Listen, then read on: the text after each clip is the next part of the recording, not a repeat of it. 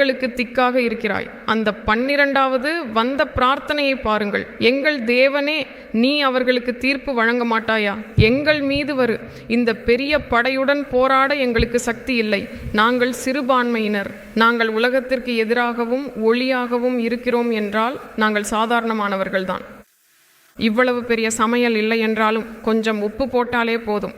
அந்த உப்பால் அந்த உணவுகள் எல்லாம் ருசியாகும். தேவனை ஸ்தோத்திரிக்கிறோம். எவ்வளவு இருட்டாக இருந்தாலும் ஒரு சிறிய பல்ப் போல நாங்கள் இருப்போம். பெரிய ஒளி கொடுக்க முடியும். ஆனால் எங்களுக்கு பலமும் நீயே, எங்களுக்கு ஆதாரமும் நீயே, எங்களுக்கு திக்கும் நீயே.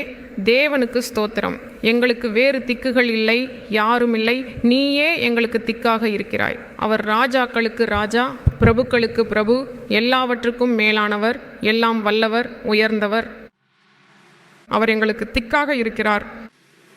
இந்த பெரிய படையுடன் போராட எங்களுக்கு சக்தி போதாது. என்ன செய்ய வேண்டும் என்று எங்களுக்கு தெரியவில்லை.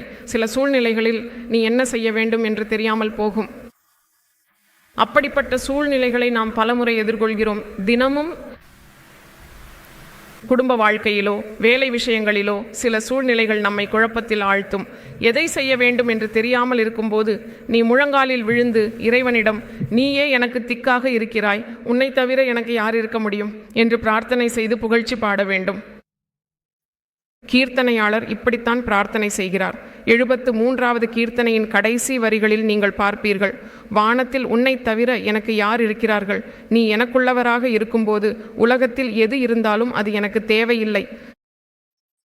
என் உடலும் என் இருதயமும் தளர்ந்து விட்டாலும் தேவன் என்றென்றும் என் இருதயத்திற்கும் என் பங்குக்கும் அடைக்கலமாக இருக்கிறார்.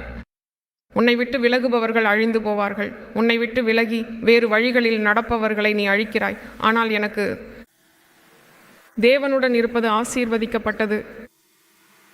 உன் எல்லா செயல்களையும் நான் அறிவிக்கும்படி நான் கர்த்தராகிய யெகோவாவிடம் அடைக்கலம் புகுந்திருக்கிறேன்.